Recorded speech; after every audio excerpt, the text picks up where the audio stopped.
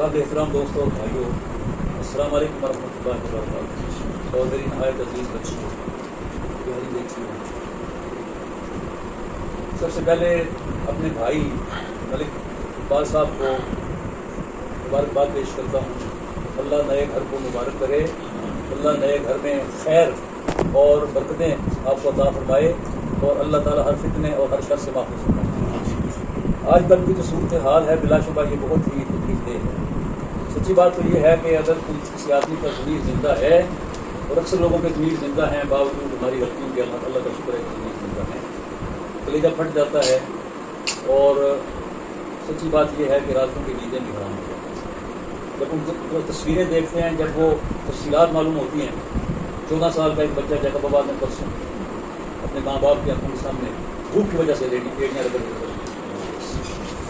वडेरे वहाँ जो हैं वो अल खिदमत और दीगर इस तरह की जो तंजीमें और जो फलाई इदारे हैं उनको लोगों तक पहुँचने में रुकावटें डालते हैं। ऐसी सूरत हाल है। अल्लाह तबारक व तआला ने कुरान पाक के अंदर फरमाया है कि अहले ईमान तुम्हारे लिए कौम सबा के वाक़यात में बड़ा दर्स है। कौम सबा यमन में रहती थी। दुनिया में सबसे पहले डैम बनाने का काम पूरी इंसानी तारीख में यमन वालों ने किया, और वहाँ जो उनका सब्द मारिब है आज भी उसके राज मौजूद हैं, उसके निशानात मौजूद हैं, उसके आसार मौजूद हैं। कहाँ तक वो पानी था उसका आज भी उन पत्थरों के ऊपर अभी तक भी वो इतना ज़माना गुजरने के बाद निशान मौजूद है कि यहाँ तक वो पानी टूट फूट गया वो, फिर भी उसके वाक़यात मौजूद हैं। फरमाया कि तुम्हारे लिए कौम सबा के वाक़यात में बड़ी निशानी है। अल्लाह तबारक व तआला ने उनको ऐसा इलाका दिया था जिसमें जिस जानिब को निकलता दाएँ भी बागात बाएँ भी बागात, इस मौसम में निकलता दाएँ भी लहलहाती फसलें बाएँ भी लहलहाती फसलें। अपने मुल्क का तसव्वुर करें, आप में से हर एक ने सफ़र किए हैं, सड़कों के ऊपर गए हैं, आए हैं, हर मौसम में गए हैं। ये बागात जो हमें अल्लाह ताला ने अता फरमाए हैं, ये फसलें जो हमें अल्लाह ताला ने अता फरमाई हैं, कितना बाग बहार मुल्क है, लेकिन इसके बावजूद ये क्यों मोहताज है गले के लिए भी और खुर्दनी तेल के लिए भी, दालों के लिए, सब्जियों के लिए। इसकी वजह वही है जो कौम सबा की थी। अल्लाह तबारक व तआला ने उन्होंने अपने नहरी निज़ाम बनाया था, दुनिया में सबसे पहला नहरी निज़ाम। और आज अगर आप यमन में जाएँ तो आप सब्र भी नहीं कर सकते कि ये इलाका कभी ऐसा था। फरमाया कि जब उन्होंने बगावत की और नफ्स अम्मारा के और शैतान के रास्ते पर चल निकले, मैंने उन्हें हुक्म दिया था कि मेरा रिज़्क़ दिया और रिज़्क़ खाओ और अल्लाह का शुक्र अदा करो। करो मेरे रिज़्क़ के रब्बिकुम वश्कुरू। शुक्र का क्या अंदाज़ और क्या तरीका है? शुक्र का तरीका यह कि देने वाला जो है उसके हुक्म की सरताबी न की जाए। उसने सब कुछ दिया है, उसकी मर्ज़ी के खिलाफ कोई काम न किया जाए, उसको नाराज़ करने का कोई रास्ता नहीं अख्तियार किया जाए। बल्दतुन तय्यबतुन, तुम्हें मैंने बहुत ही खूबसूरत ज़रख़ेज़ मुल्क दिया है, शादाब और आबाद मुल्क दिया है। और रब्बुल गफ़ूर, और रब जो है वो तुम्हारे ऊपर मेहरबानियाँ करने वाला, तुम्हें बख्शने वाला है। उसने कितनी नेमतें बख्शी हैं तुम्हें दुनिया की ज़िंदगी। तो आरज़ू, इन नेमतों के अंदर रहते हुए वो अल्लाह ताला से बगावत कर गए, कि राज बरत गए, मुँह मोड़ गए। फिर अल्लाह तबारक व तआला फरमाता है कि जब उन्होंने ये रास्ता अख्तियार किया, एक साल में, एक दिन में नहीं ऐसा हुआ, सदियों बाद अल्लाह ताला बड़ा मौका देता रहा। अल्लाह ताला फरमाता है वलनुज़ीक़न्नहुम मिनल अज़ाबिल अदना दूनल अज़ाबिल अकबर लअल्लहुम यरजिऊन। हम इंसानों को झंझोड़ते हैं उनकी गलतियों और बगावतों पर, तो उन पर मुसीबत नाज़िल करके उस बड़े अज़ाब से पहले भी बड़ा अज़ाब क़यामत के दिन आएगा, उससे पहले छोटा छोटा अज़ाब जो है, छोटी छोटी आज़माइशें उनमें मुब्तला करते हैं। क्यों करते हैं? लअल्लहुम यरजिऊन। हमारी हिकमत और हमारी रज़ा ये होती है कि वापस आ जाए, वापस इस दर के ऊपर आ जाएँ। सारे दर बंद हों पूरी दुनिया के अंदर, एक दर वो जो है वो कभी बंद नहीं होता, किसी टाइम भी बंद नहीं होता, किसी मौसम में बंद नहीं होता, कैसे भी हालात में वो कभी बंद नहीं होता। जो उस दर तक पहुँच जाए कभी उसको बंद नहीं पाता। फरमाया कि हम इसलिए लोगों को इन आज़माइशों में डालते हैं वापस आ जाए। फरमाया कि उन लोगों ने कौम सबा के लोगों ने, कौम सबा तो एक मिसाल है, तमसील है, बहुत सारी कौम सबा बन गई। हम दूसरे रास्ते पर चल रहे हैं। अल्लाह ताला हमें माफ़ फरमाए। कौन सी बगावत है अल्लाह के कानून के खिलाफ जो हमने नहीं की? शराब को जायज़ करने के लिए 100 बहाने और हिले किए जाते हैं। फाशी और यानी जो है वो हमारा कल्चर बना दिया गया, हमारी सकामत बना दी गई है। और नबी अकरम सल्लल्लाहु अलैहि वसल्लम ने फरमाया कि जिस मुआशरे के अंदर फाशी और यानी फैल जाए, उस मुआशरे के अंदर फिर बीमारियाँ कंट्रोल भी की जा सकती हैं। जिस मुआशरे के अंदर नाप और तोल में कमी हो जाए, उस मुआशरे के अंदर भूख और इफलास जो है वो रोका नहीं जा सकता। जिस मुआशरे के अंदर सूदी निज़ाम हो, उस मुआशरे के अंदर अल्लाह ताला की बरकत उठा ली जाती है। یہ ہمارا جو طرز عمل ہے لا الہ الا اللہ محمد رسول اللہ پڑھتے ہوئے بھی یہ قابل غور ہے ہمارے پوری قوم کے لیے بھی، پوری امت کے لیے بھی۔ ہم نے اس وقت جو صورتحال ہے، اس صورتحال میں وہ بیچارے جن کا شاید اس بغاوت میں حصہ نہیں بھی ہے، گندم کے ساتھ بھونی پس جاتے، اور اللہ تبارک و تعالیٰ نے وارننگ دی ہے، فرمایا کہ ہم نے ان لوگوں کو جو وارننگ دیتے رہے تو ان پر اثر نہیں ہوا، اپنے عمل سے انہیں ثابت کر دیا کہ وہ آپ کی نعمتوں کے قابل نہیں ہے، تو ہم نے پھر ان کو وہ جو باغات تھے، جو فصلیں تھیں، ان سے محروم کر دیا۔ پھر کیا رہ گیا؟ وہ ان کا جو سد معارف تھا، ڈیم تھا، ٹوٹ گیا، اور اس کا وہ پانی جو نہروں کے ذریعے سے کھیتوں کو آبیاری کرتا تھا اور کھیت لہلہاتے تھے اور باغات بہت آباد تھے، وہی پانی جب ریلے کی صورت میں آیا تو ساری زمین کو شور کر دیا، اور پھر فرمایا کہ ان دو اچھے باغات کی جگہ جو دائیں بھی تھے اور بائیں بھی تھے، اب وہاں پر کیا رہ گیا؟ جھاڑ جھنکار اور کچھ بیری کے درخت، شیء من سدر قلیل، جھاڑ جھنکار، اصرم و شیء من سدر قلیل، کانٹے دار جھاڑیاں، ان کے درمیان کچھ جھاڑیوں کے اوپر کچھ بیر لگ جاتے تھے، کچھ بیری کے درخت تھے، ان پر پھل لگ جاتے تھے، باقی کچھ بھی نہیں بچا۔ یہ اللہ تبارک و تعالیٰ کی طرف سے ہمارے اوپر بھی آزمائشیں آتی ہیں، لیکن یہ آزمائشیں ٹل جاتی ہیں، جب زلزلہ بھی آتا ہے، سیلاب بھی آتا ہے۔ اس وقت کا سیلاب جو ہے یہ تاریخ کا سب سے بڑا اور سب سے خطرناک سیلاب ہے، اور اس میں جتنا نقصان ہوا ہے وہ نقصان ہمارا نقصان ہے۔ اگر آدمی سوچے وہ جو معصوم بچے پانی میں بہہ گئے وہ میرے بچے ہیں، وہ جو مائیں بہنیں اور جو بوڑھے اور نوجوان جو گھروں کی زینت تھے، جو اپنے خاندان کا مان تھے، وہ پانی میں بے بسی کے ساتھ بہہ گئے، ان کی لاشیں بھی نہیں ملی، پانی ان کو بہا کے لے گیا۔ ایسی صورتحال میں رجوع کی ضرورت ہے، اللہ تعالیٰ کی توبہ کی ضرورت ہے۔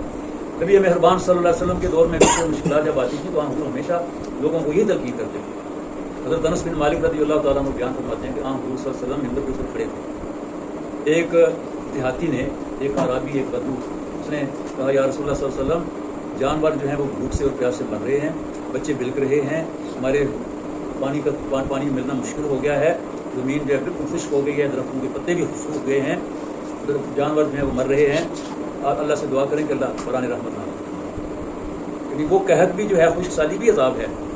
تو حضرت انس کہتے ہیں کہ حضور صلی اللہ علیہ وسلم نے دعا فرمائی، اللہ تعالیٰ قرآن رحمت نازل فرما دے، تو بارش ہونا شروع ہو گئی، اور بارش کئی دن تک جاری رہی۔ اگلے جمعے کو ایک اور بدو یا وہی بدو آیا، اس نے کہا یا رسول اللہ پانی اتنا زیادہ ہو گیا ہے کہ اب تو وہاں پر ٹھہرنا مشکل ہو گیا ہے۔ آپ فرماتے ہیں کہ بادل چھائے ہوئے تھے، آپ نے دعا مانگی اللہ تبارک و تعالیٰ سے، اللہم حوالینا ولا علینا، اے پروردگار دور کے علاقوں میں جہاں ضرورت ہے وہاں بادلوں کو بارش کو لے جاؤ، ہمارے اوپر سے اس کو ہٹا دو۔ کہتے ہیں کہ بادل جو چھائے ہوئے تھے، حضور کے اس خطبے کے دوران میں نے دیکھا کہ بادل پھٹ رہے ہیں اور سورج نکل آیا ہے، اور وہ پانی جو تھا، وہ پانی جو زمین کی آپ جاری کے لیے اور زمین کی زرخیزی کے لیے مفید ثابت ہے۔ یہ آج کا جو دور ہے، آج کے دور میں بھی راستہ یہی ہے کہ اللہ کی طرف اللہ سے دعا مانگی جائے، اپنا محاسبہ کیا جائے۔ حضرت عمر رضی اللہ تعالیٰ عنہ کا ایک قول ہے جو حدیث کی حیثیت رکھتا ہے، آپ نے فرمایا، حضور صلی اللہ علیہ وسلم کے اقوال میں سے آپ نے کیا، حاسبوا انفسکم قبل ان تحاسبوا، محاسبہ ہونا ہے، ایسا نہیں ہے کہ محاسبہ نہیں ہوگا۔ یوم الحساب جو اس کو کہا گیا تو اسی لیے کہا گیا کہ اس دن حساب ہوگا، حساب دینا ہوگا۔ فرمایا کہ اس حساب سے پہلے اپنا محاسبہ کرو، اپنا کھاتا صاف کرو، وہ بڑا مشکل ہوگا، بڑا سخت ہوگا، آج اگر اس کی تیاری کر لو گے تو آسان ہو جائے گی۔ یہ یعنی پیغام ہے پوری قوم کے لیے، اور درد دل کے ساتھ دیکھیے اب اپنے گھروں کے اندر بھی، راجن پور میں نے جو منظر جو ہے وہ میں آپ کو سامنے پیش کرتا ہوں، راجن پور کے بیشتر علاقے جو ہیں، ڈیرہ غازی خان کا کچھ حصہ راجن پور کے بیشتر علاقے میں پانی کی ضرورت ہے، اور وہاں ہمارے جو امیر ضلع ہیں ڈاکٹر عرفان، وہ اپنے گھر کی پرواہ کیے بغیر اپنے کارکنوں کے ساتھ اور خدمت کے رضاکاروں کے ساتھ لوگوں کی خدمت میں لگے۔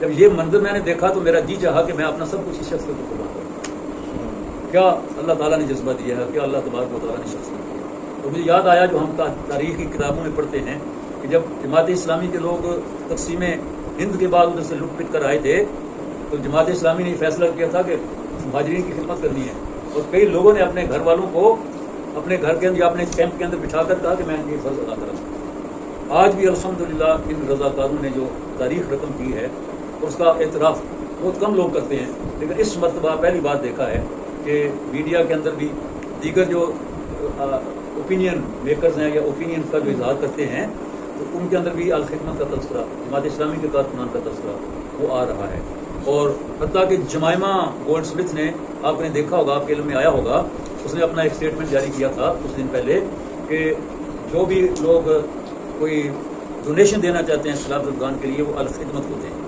الخدمت فاؤنڈیشن ہوتے ہیں. پھر یہ ایک اعتراف ہے. اور حقیقت یہ ہے کہ الخدمت کے لوگ یا جماعت اسلامی کے لوگ اس مقصد کے لیے نہیں کرتے کہ خود اس سے تعریف کریں. اگرچہ تعریف جس نے بھی اچھا کام کیا اس کا حق بنتا ہے اس کی تحسین کی جائے. ولم یشکر الناس لم یشکر اللہ. اچھا کام کرنے والوں کا شکریہ ادا نہیں کرتا، ان کی تحسین نہیں کرتا، تو اللہ تعالیٰ کا شکر بھی ادا نہیں کر سکتا. وہ کسی مقصد کے لیے یا کسی دنیا غرض کے لیے نہیں کر رہے، وہ اپنے اللہ کو راضی کرنے کے لیے، اپنے بھائیوں کی، اپنے قوم کی، اپنی امت کی خدمت کرنے کے لیے بھی یہ کام کر رہے ہیں. دعا یہی ہے کہ اللہ تبارک و تعالیٰ ان کو اخلاص کے ساتھ یہ کام جاری رکھنے کی توفیق دے اور اللہ قبول فرما لے. اور اللہ تبارک و تعالیٰ سے ہر لمحے یہ دعا کریں، رجوع کریں، استغفار کریں. نبی اکرم صلی اللہ علیہ وسلم نے فرمایا کہ بڑی بڑی مصیبتوں کو ٹالنے کا ذریعہ کیا ہے؟ استغفار، کثرت کے ساتھ استغفار. استغفر اللہ، استغفر یا اللہ، مجھے معاف فرما دے، یا اللہ ہم کو معاف فرما دے. نستغفر اللہ ونتوب الیہ. ہم اللہ تعالیٰ سے معافی مانگتے ہیں، اس کی طرف رجوع کرتے ہیں، اس کے در پہ حاضر ہوتے ہیں، اس کے در پہ سجدہ ریز ہوتے ہیں. یہ موقع جو ہے یہ بلا شبہ ایک تنبیہ ہے اللہ کی طرف سے، اور اس تنبیہ کے اندر ہمیں اللہ تبارک و تعالیٰ جو توفیق دے کہ ہم جتنی بھی مدد کر سکتے ہیں وہ مدد بھی کریں. اور الحمدللہ لوگ کر رہے ہیں، ایسا نہیں ہے کہ نہیں کر رہے ہیں. یعنی باتیں چھوٹی چھوٹی ہوتی ہیں. چین کے اندر ایک بچی نے جو اپنے قومی دن کے لیے وہ پیسے بچا رکھے تھے، تو وہ پاکستانی سفارت خانے میں جا کر، ظاہر ہے بچی کے پاس کتنے پیسے ہوں گے؟ کوئی تھوڑے ہوں گے. یہ تھوڑے کا سوال نہیں ہے، سوال جذبے کا ہے. پاکستانی سفیر کو جا کر دے دیے کہ یہ پاکستان کے مصیبت زدہ لوگوں کی جو خدمت کے لیے کام ہو رہا ہے اس مدد میں دے. اس طرح کے واقعات بہت سارے ہیں، یعنی سامنے آتے ہیں. میرے دوستوں اور بھائیوں، جہاں تاریکیاں ہیں وہاں روشنی بھی ہے، اور چراغ جلانا یہ ہم میں سے ہر ایک کا کام ہے. کوئی آدمی یہ کہے کہ ایک چراغ جلانے سے کیا ہوگا، نہیں، ایسی بات نہیں ہے. دنیا کے اوپر اندھیرا چھایا ہوا ہو، کہیں روشنی کی کوئی رمق نہ ہو، آپ ایک دیا سلائیں اور ایک موم بتی جو ہے وہ جلا دیں، اس کا ریڈیس جو ہے اس میں اندھیرا جو ہے اس کا کھا جائے گا. جہاں تک اس کا ریڈیس ہے وہاں اندھیرا نہیں آئے گا، وہ شکست کھا جائے گا. اپنے حصے کا چراغ جلانا، ایک کوئی نیکی ایک جو ہے اس کو لینا، نیکی کو آگے پہنچانا، یہ بہت بڑا کام ہے. تو یہ ہر مسلمان کا فرض ہے. اللہ کے نبی کا ارشاد ہے کہ میں تمہیں حکم دیتا ہوں کہ نیکی کی باتیں لوگوں تک پہنچاؤ اور برائی پر لوگوں کو روکو.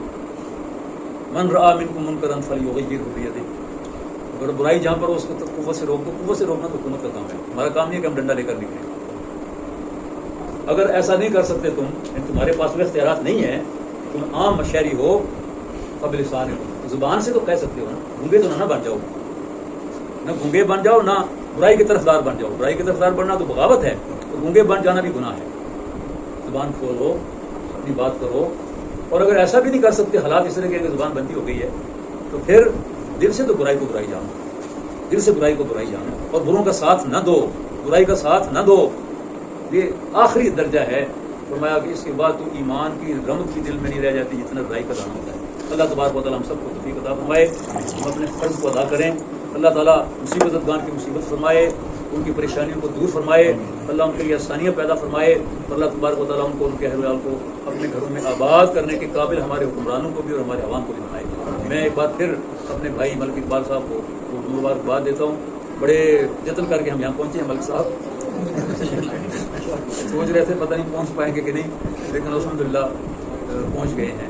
پتہ نہیں کدھر سے ہو کر آئے ہیں، لیکن پہنچ گئے ہیں. اللہ تبارک و تعالیٰ آپ کو آباد رکھے، آپ کے اہل کو آباد رکھے. جتنے دوست صاحب آپ یہاں پر آئے ہیں سب کے گھروں پر بھی اللہ تعالیٰ کی رحمت کا سایہ ہمیشہ اللہ تبارک و تعالیٰ اس کو قائم رکھے، اور اللہ تعالیٰ ہر فتنے سے بچائے، اور ہماری نئی نسل کو بھی اللہ تبارک و تعالیٰ ہماری آنکھوں کی ٹھنڈک بنائے.